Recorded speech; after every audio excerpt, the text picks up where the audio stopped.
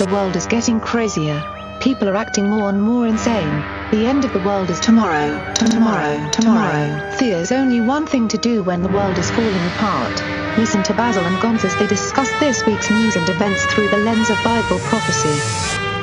You are listening to Canary Cry News Talk. Hey everybody, welcome to Canary Cry News Talk. It is January 24th, 2018. And today, clones, codes, and wild Rick Wiles crashes Davos. My name is Gonz. Basil is still out. If this is the first time you're checking out Canary Cry News Talk, normally I have a co-host. He is much more, pleasant to listen to, I suppose, than me, but deal with it. Here we go. Lots to cover. First off, I want to say thank you to everybody who wished me a happy birthday this week. I am halfway to 70, so yay for me. I wanted to start off with this tweet that Rick Wiles sent out a few days ago. Now, Rick Wiles is the guy who runs Trunews, and I've spoken to him a couple times, and I've had relationships with people who are associated with Trunews over the years, just having conversations and things like that.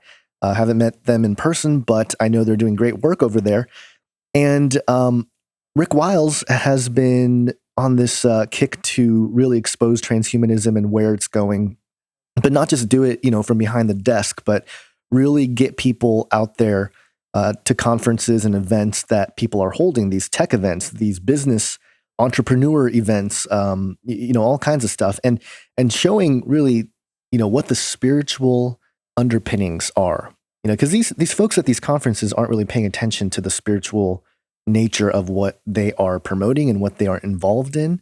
But I think if you have a believer that has the awareness of those things, you got those people stepping into that realm. And, obviously, I've stepped into areas like that, conferences like that. Being a tech at a fairly big church for many years, I was able to I was working, but, I was able to be at a lot of events at church and, different things being held at the facilities. And I witnessed firsthand, I can sense the spirit of whether or not this is something that is of God and something that is true, or if it's something that's not. You can tell. And I was appalled many times of the things that would happen on the stage and in the room, things that I won't get into here. But anyway, Rick crashed Davos, and somehow he got on this panel, and he tweeted out, "Today I sat in on a panel titled An Update on the Fourth Industrial Revolution. I was able to ask the CEO of Gavi, the Vaccine Alliance, Seth Berkley, about healthcare cards for children and the advancements of technology, #Davos, or you can go to #TrueNews at Davos to follow all the stuff there. That's Truenews, TRUNEWSATDAVOS, Truenews at Davos. That's the hashtag on Twitter if you want to follow them and what they're doing. But I wanted to play this clip because this is Rick asking the guy, and listen to what he says. Now, remember, before I dig into this clip here, I've talked about the Fourth Industrial Revolution. We've talked about it here on this show, and it's something that's been planned for many years, but we're at this stage of implementation now where things are being rolled out. So that's kind of where we are. And, keep in mind topics like Pizzagate, topics like human child sex trafficking, things like that. Keep that in mind when you listen to this clip as well as the UN Agenda 2030 Sustainable Development Agenda, which used to be called Agenda 21. And part of that, you can go to all the plans they have on their website, and there's a section, I believe it's section 9, if I recall correctly. I'm doing it off memory, but there is a part that says they want everybody identifiable. They want ID on everybody in the world from birth. Okay, so not just having a birth certificate, but having your birth registered into a system. And what's going to solve this? Blockchain will. Blockchain will actually create a type of system that will allow a universal, global, worldwide network that is trustworthy, in that there's a consensus network of all the computers around the world saying that they agree that this information is correct, so you can't change it from one computer. this information would be stored on something like medical chain, which is, I guess, in the ICO stage right now. It could be a very wise investment, although, again, it could be used for very nefarious purposes as well. It's one of those ethical questions, I suppose, if you're going to be in this world and look at how these things operate. But let me play this clip because I think I've done enough setup here. Keep all those things in mind as you listen to Rick Wiles here crash this panel. Mr. Berkeley, could you expand on your comments about the child health cards and how technology will improve? Thank you. Yeah, one of the problems in the world, in my world, is the fact that a third of children are not registered. And that is a problem for me to be able to track, where we're missing children. But it also becomes a problem as they get older. For example, we know what girls are in school. We don't know what girls are out of school. And later on in life for taxation or for voting registries, et cetera. What you'd love to have is universal registration, which is something we see in the West.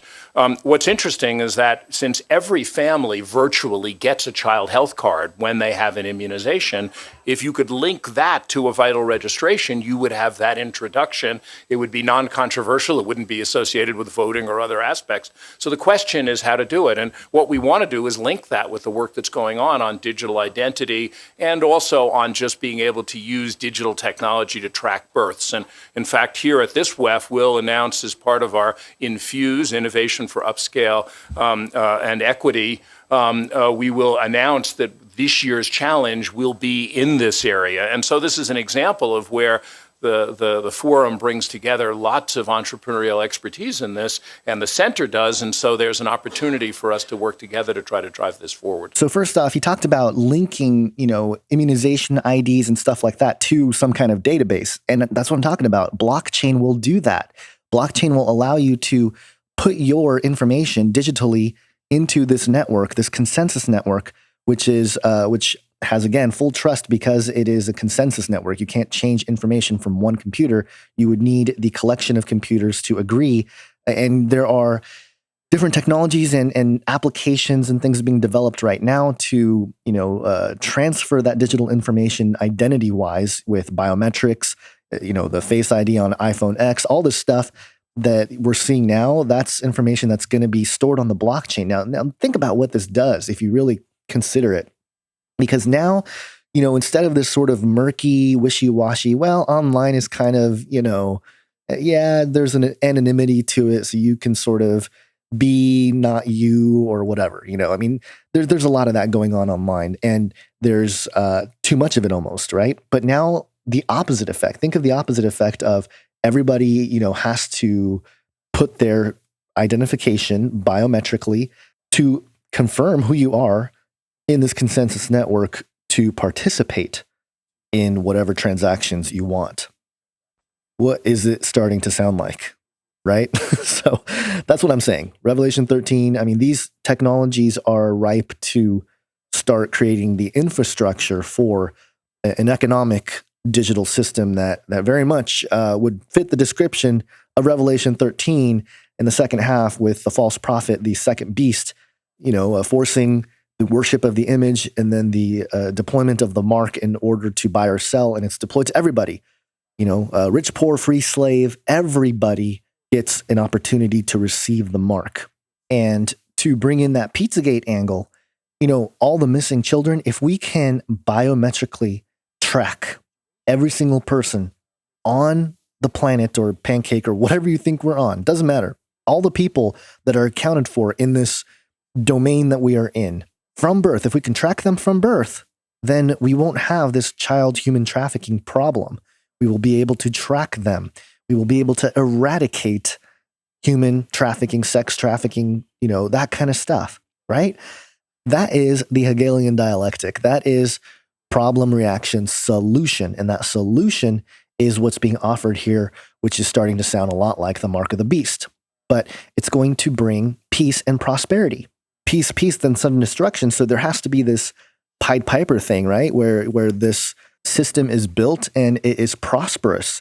That's the only thing that I have with the whole Trump thing. It's great that the economy is doing well with all this stuff, But at the same time, I'm thinking, well, yes, it's leading to that other side of the New World Order, the New World Order that purges the old and creates this new ordered thing.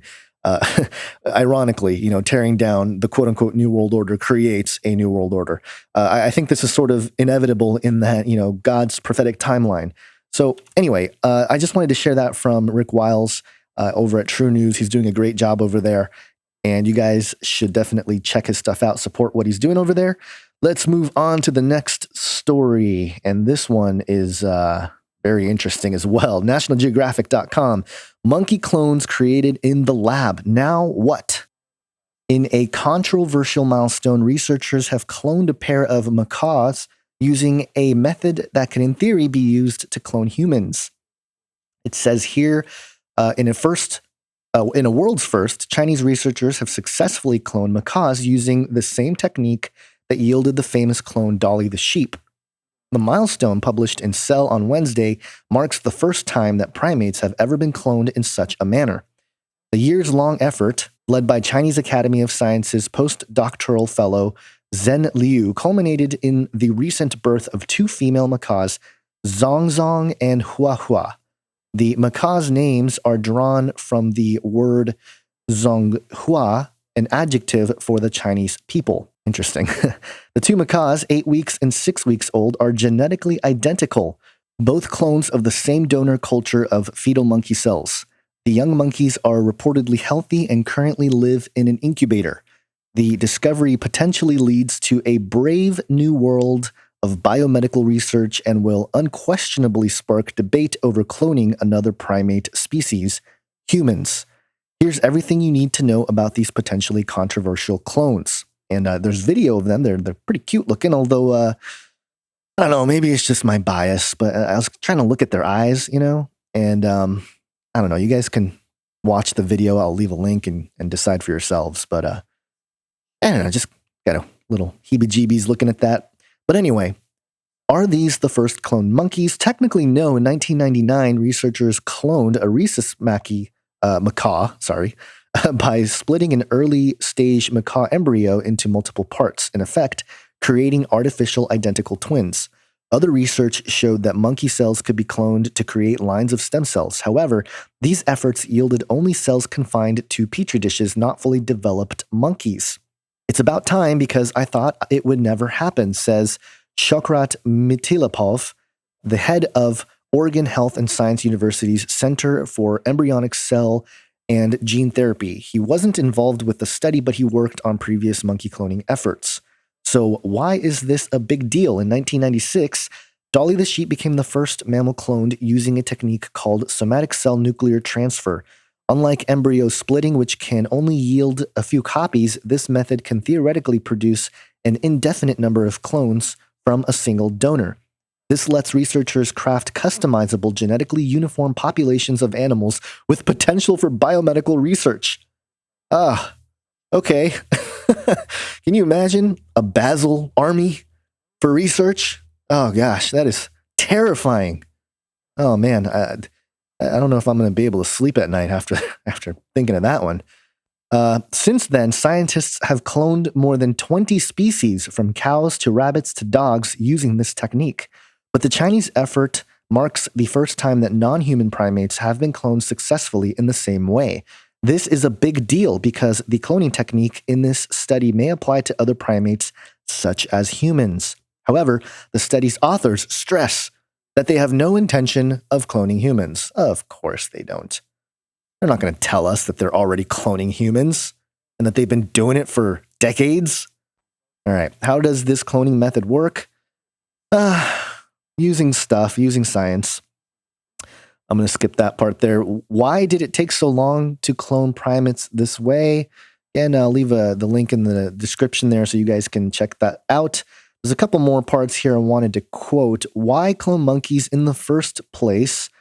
The researchers say they want to use this technique to breed macaws for biomedical research.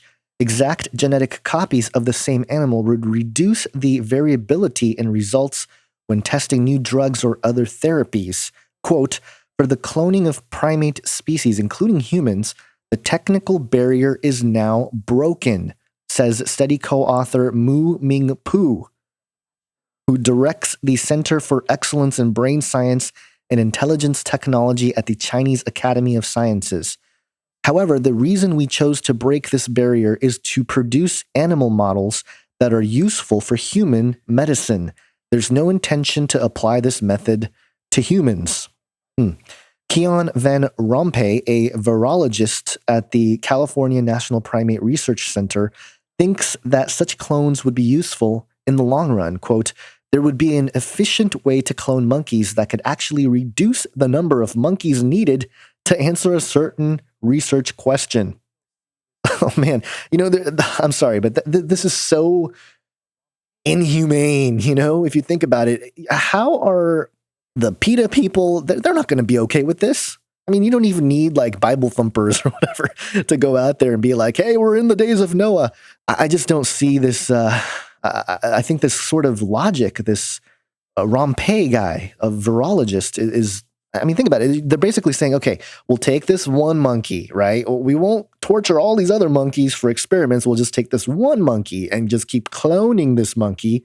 And, we'll just do all the tests on the cloned monkeys because they're obviously clones. They don't have souls or spirits, or they're just clones, right? I mean, I don't know. I added that last part, but it's just kind of weird. Let me continue here. Van Rompuy and Mitalipov caution, however, that the promised therapeutic benefits may not be right around the corner. For one, the technique doesn't strike them as particularly efficient. On the team's 21 cloning attempts using fetal donor cells, only 2 resulted in healthy live births. So wow, they had 21 actual vials, of this stuff, and only 2 of them actually produced these monkeys that you can see on the website here, the National Geographic video.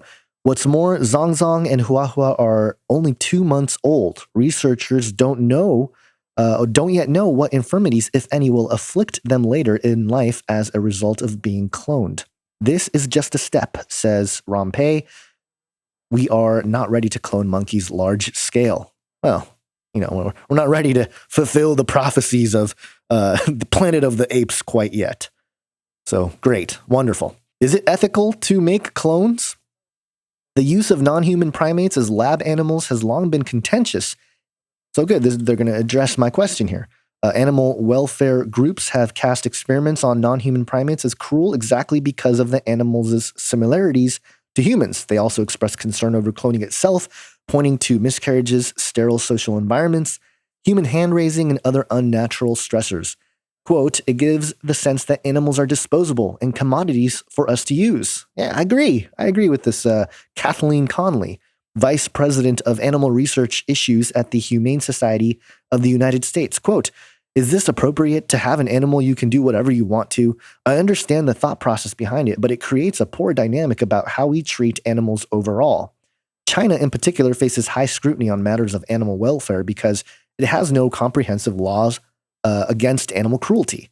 The study author says that their facilities follow animal welfare regulations set by the U.S. National Institute of Health and that they are attentive to the macaw's welfare. All right. Let me continue on here. There's a little bit more I wanted to quote. It's possible that improvements in genetics and computer modeling will limit the need for lab monkeys, says Eliza Bliss-Moreau, a behavioral neuroscientist at the California National Primate Research Center. She said, quote, technology has advanced so much in the last decade. Some of the questions that you think of in behavioral neuroscience as being targets or cloning we're already tackling in other ways.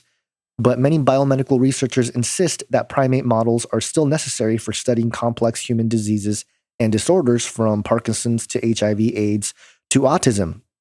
Quote, I don't think there will ever be a way we can avoid non-human primates in biomedical research, says Van Rompuy. Quote, if that happens, that would be great, but right now, in vitro and computer models are not sufficient. Johns Hopkins University bioethicist Jeffrey Kahn, an expert on the use of primates in biomedical research, says that the questions this new study poses are complex. Quote, should we invest in this or organs on a chip? I don't think it's that simple.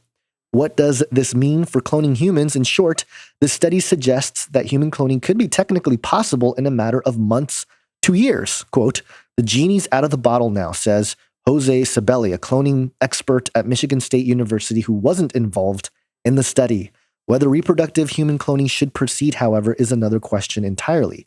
All of the scientists interviewed by National Geographic stressed that at present, human cloning would be unnecessary and irresponsible. Quote, there's no reason to clone humans at this time, says Pooh. Quote, there must be international discussions at this time on this issue. Bioethicist Khan urges a global discussion as well. Quote, what should we do about it? The we being societies, countries, oversight bodies, governments, he said. What kind of governance do we think is necessary to prevent bad things from happening to humans in the context of technology like this? Hey, we got a solution over here. Fringe Christians are like, hey, you can put your trust in Jesus. Kind of talked about this, days of Noah thing over here that you guys seem to be just up to your eyeballs in right now. My goodness. What's next? The Chinese research team says that they will monitor the long-term health of Zhongzhong and Huahua, including the pair's brain development. The co-authors also say that the government of Shanghai strongly supports their research and is underwriting plans to expand their laboratory by more than tenfold. In addition, they expressed hope that Chinese society, which is rapidly shifting its views on animal welfare, will keep an open mind to conducting research on non-human primates. Quote, with all of this improvement, along with the high standards of ethical concerns, I think that Chinese society will accept this, says Pooh. I hope that societies in Western countries will realize once we demonstrate the cloned monkeys' usefulness in curing diseases, they will gradually change their minds. Well, there you go. I wanted to pretty much get through that whole thing because, number one, I'm doing the solo, and number two, I think there's a lot there. I think there's a lot being revealed in this National Geographic article about cloning, what's possible, and what they're not telling us, which is basically that they've probably been doing this for a while. And it's interesting that China would be the one to really sort of take the rabbit out of the bag, or whatever the expression is, rabbit out of the hat. No, that's not the right expression. What is it? The cat out of the bag. That's what it is. I'm sorry. I'm just totally jumbling up everything here. So the United States probably, through black projects and things like that, we've probably been doing things like this for a while now, and human cloning probably already exists in some dark laboratory somewhere. I don't think that's out of this world to suggest.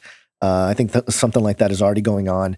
It's quite possible that they're trying to do this with, ancient DNA, trying to find the tomb of Osiris that was discovered a little while ago, or the tomb of Gilgamesh that they reported on finding over almost, 15 years ago now or something. So they have stuff. They probably have stuff, and behind the scenes at the Smithsonian, and so yeah, they've been doing this stuff for a long time. Who knows? Maybe they're even back, the gods. Maybe they have resurrected them. And this actually relates to the next story I wanted to report here, which was from SmithsonianMag.com. This is the official Smithsonian website. Scythian prince, sprawling tomb found in the Siberian Valley of the Kings. A summer dig unearthed what may be the oldest and largest tomb left behind by the ancient nomadic culture in southern Siberia. Browsing satellite photos of the Uik River Valley, Swiss archaeologist Gino Kaspari first spotted the circular structure deep in the Siberian permafrost on his computer screen. This summer, he led a team to investigate the find, which was isolated in a swamp and frozen in permafrost. The preliminary dig suggests the structure is the relatively undisturbed Kurgan, a tomb of a Scythian prince. According to Castilia Medrano at Newsweek, really? Findings from initial excavations of the newly discovered tomb are promising. The tomb, named Tunug 1 or Arzan 0, could be the oldest and largest kurgan yet found in southern Siberia. The circular structure is larger than a football field, stretching 460 feet in diameter. It is located only 6 miles northeast of Arzan 1, a site that previously held the title of oldest kurgan. The Swiss National Science Foundation that funded the researcher wrote in a statement, quote, No other frozen kurgans of this size are known in Eurasia, Kaspari and his colleagues wrote in a paper published Archaeological Research Asia. And it says here, as I continue on, as Megan Gannon reports for Live Science, Scythians, a nomadic people, once roamed the Eurasian steppes on horseback around the time of the 9th century BC through the 1st century BC. The nomadic culture earned widespread reputations as fierce warriors, and they left behind structures in the form of huge burial mounds filled with grave goods. Burial mounds. Yeah, we've talked about the Nephilim mounds, and, we've spoken to L.A. Marzulli, who's done research of some of that stuff, as well as many others who have looked at the mounds, the Ohio mounds, as well as others around the world. So here's another one. Previously discovered kurgans have been known to be filled with gold, jewelry, weapons, and even decorated cups with traces of drugs like opium. Archaeologists have even previously discovered Scythian ice mummies in them, which have been preserved by the permafrost. So a couple things here. First off, again, another mound, a tomb, and does this relate to the biblical narrative of certain tribes? Maybe the warrior part of it has something to do with the Gibborim. This is sort of beyond my scope of knowledge. This is definitely something that, I would be curious to hear Michael Heiser talk about. Is this, are there any relations here to anything biblical? Maybe, maybe not. But the other part of it that's really sort of disturbing, or I guess interesting in the way that I think how discoveries are going to happen as we go down this crazy rabbit hole of science fiction becoming science fact in this world. Notice how it said browsing satellite photos of the Uyuk River. They were just using Google Maps or Google Earth or whatever, and they were just sort of scanning certain areas, and they're like, wait, look at that. There's something interesting there. And they basically went there and discovered stuff.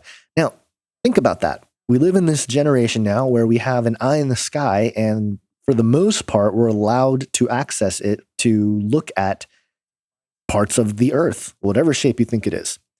So, it's really interesting because now we're going to start uncovering things. People are going to start discovering areas that are like, wait a minute, you have to be sort of trained to find stuff sometimes, right? You got to have the eye to look for things.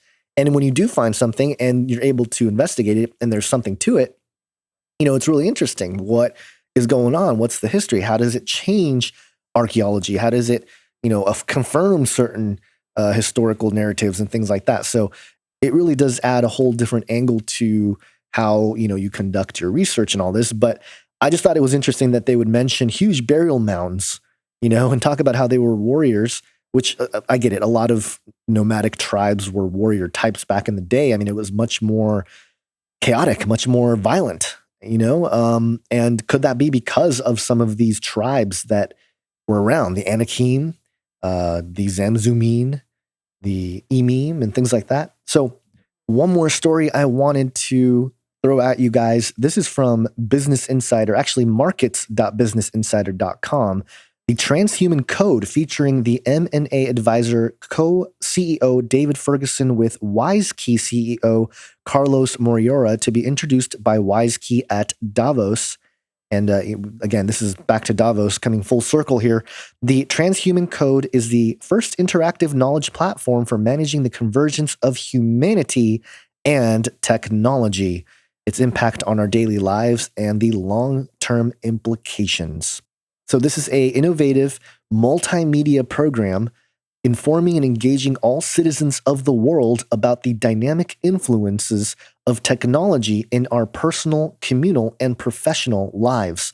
The Transhuman Code was formed to redefine the hierarchy of our needs and how we will meet them in the future.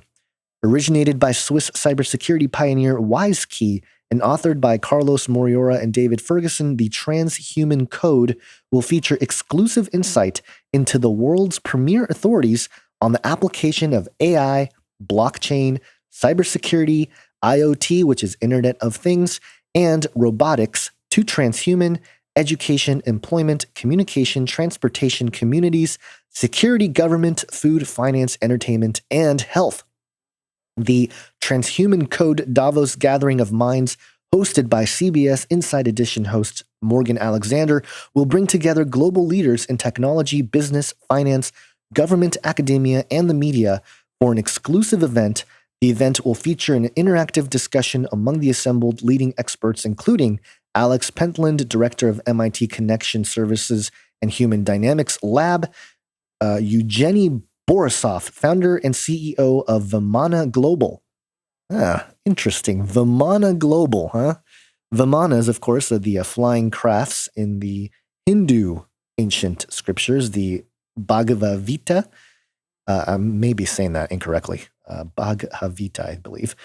Salim Ismail, author, exponential organizations, and founding CEO of Singularity University. All right. Greg Cross, chief business officer of Soul Machines. I'm not making this up, folks. This is a legit thing in Business Insider. Rachel, the world's first digital person. They're just going to call her Rachel. Oh, man. Okay, then we got Shantanu Agarwal, director, IBM Watson. Rodrigo Arboleda, the chairman of Fast Track Institute. And Wang Wei, founder of China M&A Group. That's quite the team for the Transhuman Code. And then let me continue here. An invitation-only audience will be amongst the first in the world to meet Rachel, the revolutionary digital personal assistant from Soul Machines and IBM Watson. Oh, wonderful. So Soul Machines and IBM Watson had a baby, and they named her Rachel, the first digital personal assistant. Wow. Able to see you, listen to you, and feel your emotions. Rachel's neural network combines biologically inspired models of the human brain and key sensory networks to create a human computing engine. Vimana, oh my gosh, we live in a wild world, folks. Vimana has created the world's first autonomous aerial vehicle for transporting people and payload. With vertical takeoff and landing capability, the Vimana platform combines IoT, AI, and blockchain and is already in the air, bringing the future travel to the market today. Beyond the launch, the Transhuman Code initiative will facilitate interactive conversations, provide access to the latest scientific knowledge and discoveries, and offer rare access to key people and places at the forefront of our transhuman future. Subject matter experts, in other words, the technocrats, will engage and inform the global citizenry in thoughtful dialogue regarding the dynamic interplay between humanity and ever-evolving technology. The initiative will help us to better understand the merger of man and machine in our personal, communal, and professional existence, and challenge us to confront the application of technology to the infrastructure of our lives. This is the Transhuman Code at work.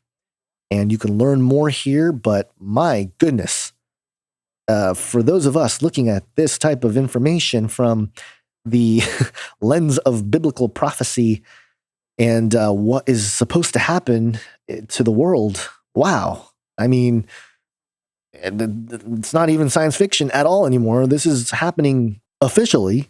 These groups are being formed. You know, you would think, like, with some of the bad sort of propaganda that we've put out, you know, because that's what we're doing with the YouTube videos and things like that. When we talk about transhumanism, at least from our perspective, right? In Canary Cry Radio, I know you guys listening mostly agree that this is probably not a good thing. This is probably leading down the path that Jesus talked about, as it were, in the days of Noah.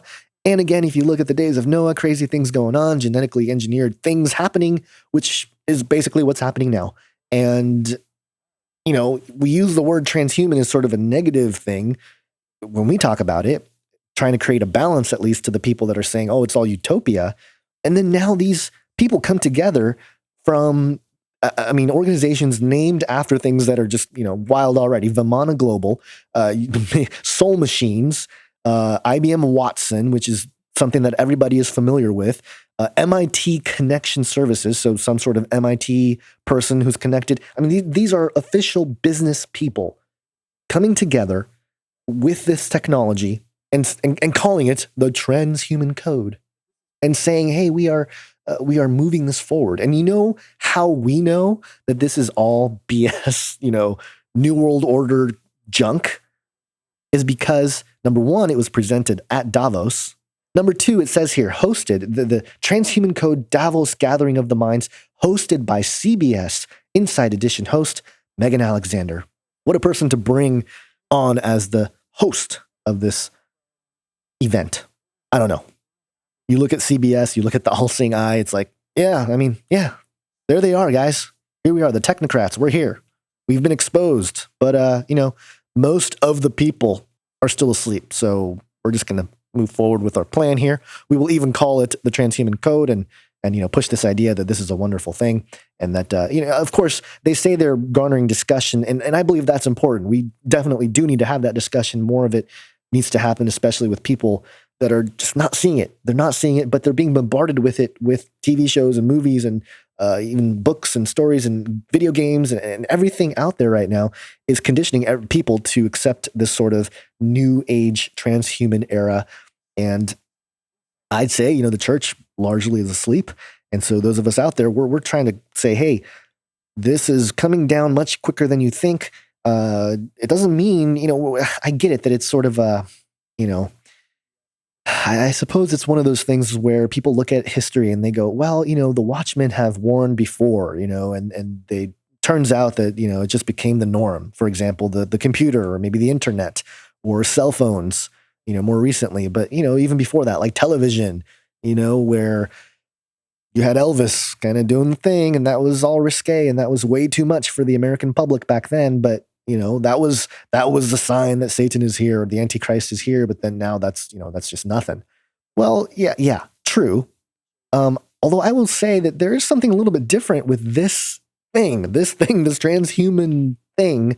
It's different in that there's a distinction here between something that creates an impact in the world around us, right? And that's been most of human history.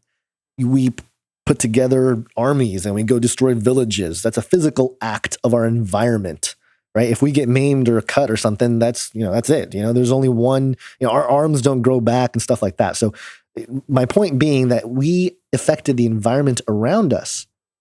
Now, for the first time in a long time, the first time since I would say categorically before the flood, something happening more limited after the flood, but for the first time in terms of at the worldwide scale of everybody, being on board with it or knowing about it or becoming culture, becoming the norm, we are not just changing our environment around us, but we are actually going to tinker with our own genetics, our own biology, the makeup of us as living entities, living, organic flesh, that part of it, and starting to mess with it and starting to add to it and maybe try to connect it with computers and machines. And, it's all electrical signal anyway.